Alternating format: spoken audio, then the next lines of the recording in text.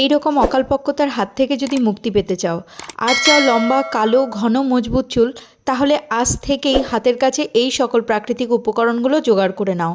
আর কিছু রান্নাঘর থেকেও নিয়ে চলে এসো। সব কিছু একসাথে জোগাড় করে নিয়ে চলো রান্নাঘরে। একটা লোহার কড়াই গ্যাসের বার্নারে বসিয়ে প্রথমে একটু গরম করে নিতে হবে। কড়াই হালকা গরম হয়ে গেলে গ্যাসের ফ্লেমটা বন্ধ করে দিতে হবে।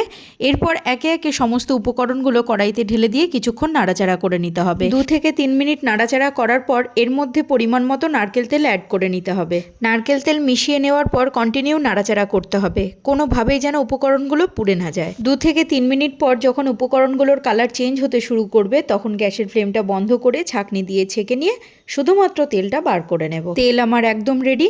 এবার চলো অ্যাপ্লিকেশনের দিকে। অ্যাপ্লিকেশন করার আগে চুলটা খুব ভালো করে ছাড়িয়ে নিয়ে ঈষদুষ্ণ অবস্থাতেই সারা মাথায় রুট টু লেন্থ অবধি অ্যাপ্লাই করতে হবে। সপ্তাহে 2 দিন শ্যাম্পু করার 2 ঘন্টা আগে মাথায় মালিশ করো এই ভেষজ তেল।